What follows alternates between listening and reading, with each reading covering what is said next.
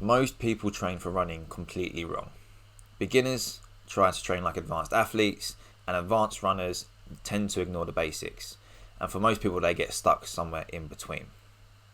In this video, I'm going to go over the 3 different levels of running, so you know what level you're at and how to train so that you can get the best out of your running, improve your fitness, improve your performance, and get better as a runner. Hi, I'm Tom. I'm a strength and conditioning coach and a personal trainer, and I help people to perform and improve their fitness in the gym, in sports and events, and in everyday life. Running is one of those categories of fitness that I quite enjoy. Recently, in the last month, I managed to run and get my 10k time down to under 40 minutes and shave 2 minutes off the last time. Now that's not a brag, that is just to kind of prove that I know what I'm talking about, and I've been there, I've done that, and that in this video I'm going to give you the tips and the points that I've learned from myself developing my own running, and also over some of the different people that I've helped to coach to improve their running, including the 6-week running course that we ran recently at the gym that I work at. And the key thing is to start knowing exactly where you are or what level you're at as a runner, because you need to train specific to what level you're at. And this video, I'm going to help you understand exactly what that is and what sort of training each level needs. So the very beginning one is going to be a beginner, someone who is new to running or has just kind of started and doesn't really know what they should be doing and what they should expect. Now, as a beginner, your goal is not to be chasing marathons or 10Ks or personal bests or specific times. Your goal is to just build up your capacity and your consistency and your confidence in running so that you can run confidently without building up massive or excessive fatigue and burnout. Because what tends to happen when most people start running is that they start, it's too hard, and they give up. That's literally probably 90% of people that have ever tried running. Even good runners, okay, or people that have been running for years and years, there's probably a time in their life, that very first time that they tried running, they probably found it a little bit overwhelming. And the reason for that is because people overestimate how good they should be and don't understand that running, like everything else, takes time to build up and improve. However, one of the harder parts of running is because you are physically carrying your body, that excessive fatigue seems to be quite overwhelming for most people. And one of the biggest issues most people have is that they say that they're not built for running, or they don't like running, or they're just not made to do it. And that is immediately going to put you at a loss when it comes to running. Everyone can run. If you're walking down the street and you're about to miss the bus, you'd probably start running a little bit. And I guarantee if you thought there was some sort of tiger or some sort of, I don't know, dog chasing you down the street, you would start running for your life. Everyone can run. The problem is people feel that they should be better than they are, and then it overwhelms them, they can't run. Your goal as a beginner is to start small and just build up the capacity to run further for longer. Your key here, or your key thing to focus on, is distance or time.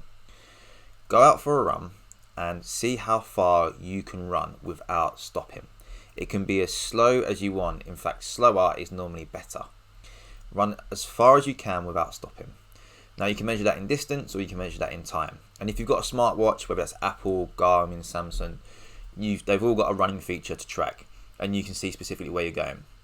But even if you had an old school analog watch, okay, no digital timer, no tracking, you can measure the time that you spend running, or you can physically mark it, on Google Maps or something, and see how far you ran. And your goal is to slowly and consistently get a little bit further or run for a little bit longer. And the idea is that you slowly build up the ability to run. You start to improve your fitness, okay, the cardiovascular and the muscular side of it, so that your body can handle it better, because that's all you're doing. Even at the intermediate and advanced levels, all you're doing is slowly pushing your body bit by bit to perform at a better level. Now, as a beginner, it's quite hard to know where to begin, and one of the key ones you need to do is focus on staying relaxed when you run. Like I said, as a beginner, everyone gets overwhelmed about how hard it feels to run. Your goal and the best way to get over it is to stay relaxed. You want to be running.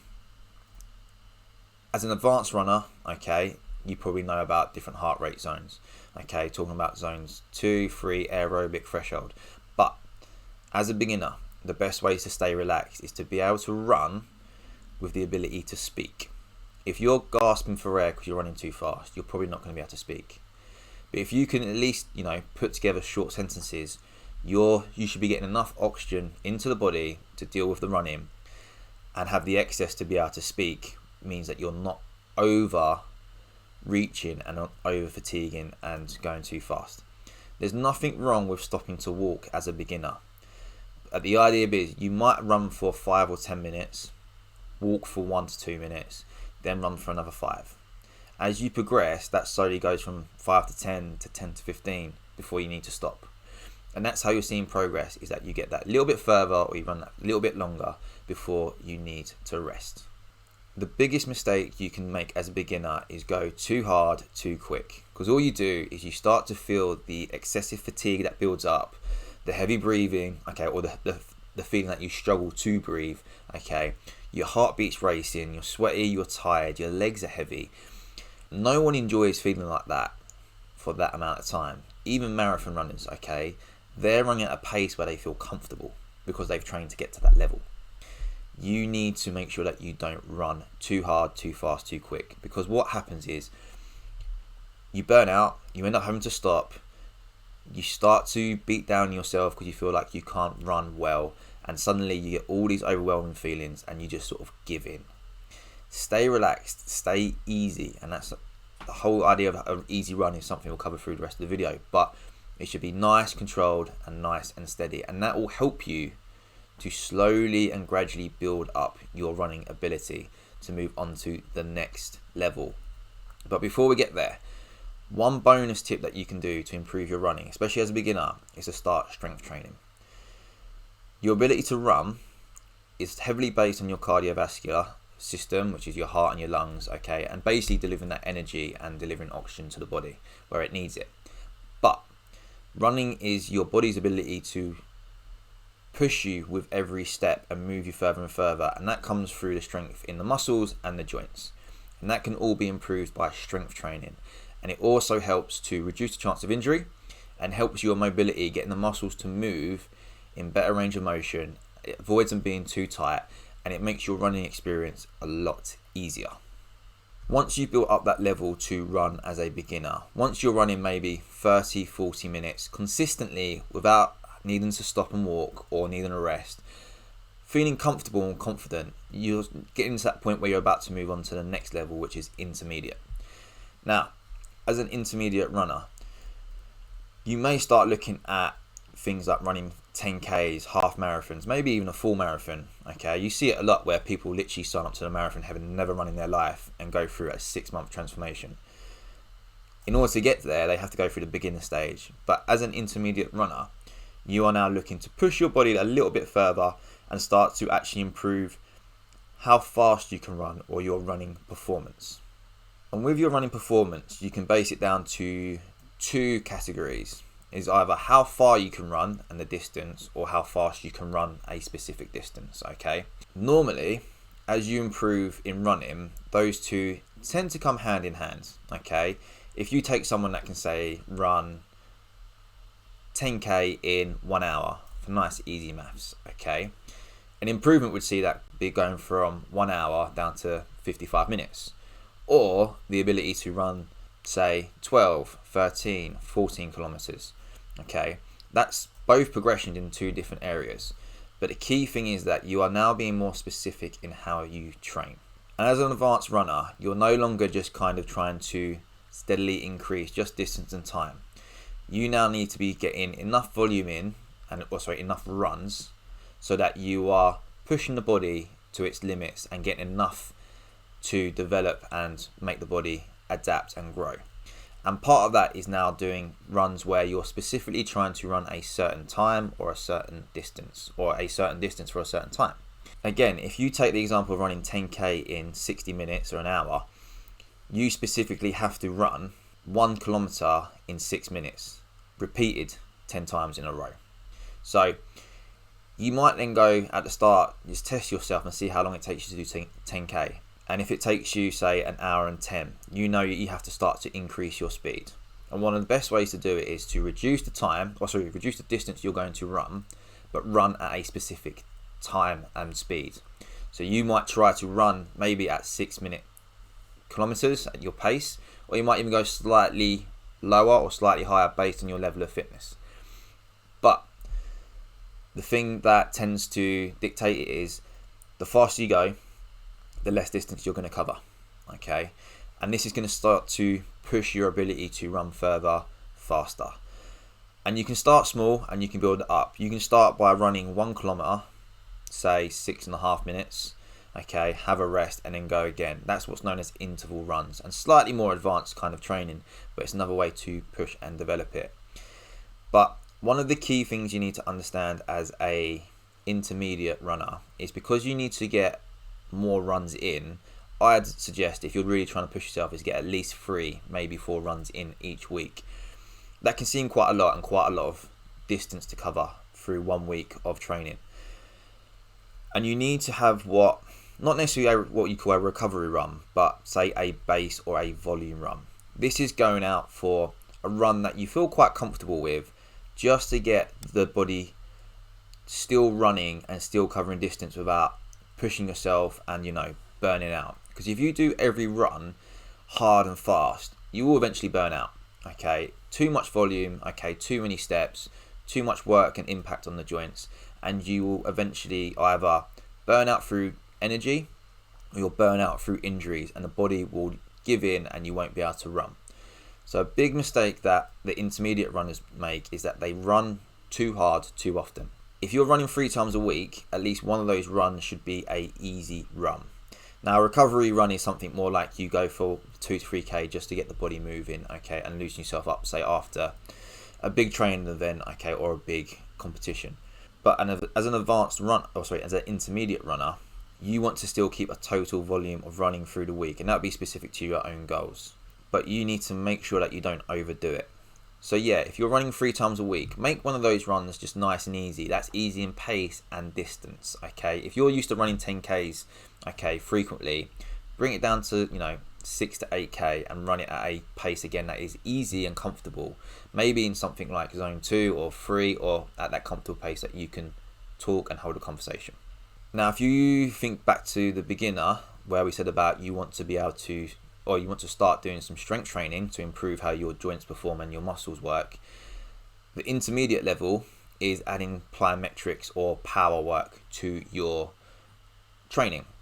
Now, the difference with plyometrics specifically over power training is how quickly you can apply power and reactively do that with contact to the ground. Because if you imagine, when you run, every step you take, you are pushing off the ground to push you forwards. And if you can reduce the time it takes for you to do that, as in ground contact time with each step, you'll move faster, because each step's faster, and it also becomes more energy efficient. Every step is less strenuous, so it feels easier, you save energy, and you feel more comfortable and save more energy for the rest of your run. And plyometrics are a great way. They don't have to be heavy. We're not talking about massive box jumps or broad jumps. It can be light things like pogos or ankling, or even just working on a couple of jumps, okay, in the gym. Now, the last level being the advanced level. If you're an advanced runner, you are looking at not necessarily competing, but you're entering an event or a running event to achieve a particular goal. It could be to win a race. It could be to run the distance at a set time. Okay, a lot of people, with the marathon will set themselves a specific goal. I hear a lot of people trying to get themselves under a 4-hour marathon, which is, quite a big achievement for most people, especially if you start as a beginner and gone through the whole process. And to be fair, some beginners at that level still set that kind of goal. But as an advanced runner, you're no longer just trying to build up consistency and build capacity to running like a beginner. You've gone past it. You've now into intermediate phase and level, and you're even pushing to the top ends of that. You now need to be thinking about specific goals to work towards.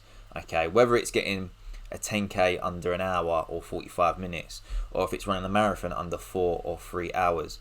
You might even be a serious runner, okay, and competing in long distance events, or you might even doing something like an ultra marathon. But your running now has to be specific to the training that you're doing. It has to be specific to the event. It has to be specific to the distance and speed that you want to run at. And a lot of that comes down to how you plan your training. And a big part to that is the planning and the training periods you do for your running. The academic or the professional term is periodization, but you are not just, doing a 12-week run up to an event. You're breaking down your training to build your aerobic base. Okay, you're building your threshold, and you're actually working on how hard you can push the body without your heart rate spiking into max level, okay, or max beats per minute, because you want to stay relaxed. And this is when you start getting into more of the science-based work of understanding what your aerobic, your threshold, and your max heart rate levels are, or what pace you're running at those different levels. Because your aerobic level is normally what we associate like a base or recovery running with. This is where your body can deal with oxygen, and it is getting enough oxygen to the body to meet the demands of your run. As soon as you go above that level, you then start to build up what we call oxygen debt. And that's when you have to start slowing down to a point where your body can then not only meet the oxygen demand of the run, but also that little bit extra to pay back that oxygen debt. That's why you have to slow right down, and then eventually you can actually speed up a little bit to go again. But understanding the different levels of your heart rate and your working zones is important to understanding how you base your training. And it's also understanding how you build on top of those, because it's not no longer just maybe doing 3 or 4 different runs on different kinds of training. You're doing 2 to 3 weeks of building your base, and you're doing 2 to 3 weeks of building your threshold. Then you might be doing 2 to 3 weeks of working on your specific pace you're going to run at. Then you might have another week or 2 to deload and recover, so you're not overloading the body and burning out through physical fatigue, mental fatigue, and just overall training volume on the body. One key point to make for advanced runners, or if you're transitioning into being an advanced runner, is the planning goes into your training. And the main thing is that you will do so much volume, you will try and fit so much in because of the progress you're trying to make. But most of the time, you can actually do just as much training in a different way, in a smarter way, as in planning your training to specific training goals on that session, so that you are hitting the same goals without overloading the body. It isn't just a case of running harder for longer for more sessions. That's the quickest way to burning out, causing physical, mental fatigue, and potential injuries. So you need to plan how your training goes forwards. The key thing for an advanced runner is that training plan that you make for yourself. If it's your first time running at that level, it's probably best going to a coach, someone specialized in planning that training, the running, the side of it, the cardiovascular side of it, and also the strength and the plyometrics and the conditioning side of it, because that's a key point. If you're now running those kind of distances and for that speed, you need the strength conditioning so that your body's in the right condition to run at that level. So those are the 3 different levels of running. So I hope that you understand what level you're at now, and it also breaks down kind of what key features you need to focus on in your training and your goals to progress as a runner. And the key takeaway here is understanding what level you're at and not overcomplicating or overreaching in your training. One of the easiest ways to lose focus, lose motivation, and lose a desire to be better at running is to overwork yourself or overstress yourself, because no one enjoys being in that over-fatigued, stressed state. That's when burnout happens. And all that happens in burnout, or in running when you get burnt out, is you quit. And eventually, sometime down the line, you'll go, oh no, I should have kept going at it. It isn't because you're bad at running, it's because you didn't train to the right level you're at. And in the same way, if you're not seeing the progress you're making, it might be that you're not training high enough a level where you actually are. If you're an advanced runner and training like a beginner, you're not going to make progress. So understanding what level you're at, what your goals are, is key to planning the training you do. I hope you found that video helpful. If you've got any more questions, feel free to put them in the comments. Okay, and I'll cover any of those points in the next videos and then put on a list to make for you guys. And if you want to see more of these videos, like and subscribe to the channel, and you'll see these videos come out as soon as they come out, and you get to see them more and help with your training. And remember, enjoy running. You're getting out there, so many benefits to it. Everyone's able to run, you just have to train in the right way.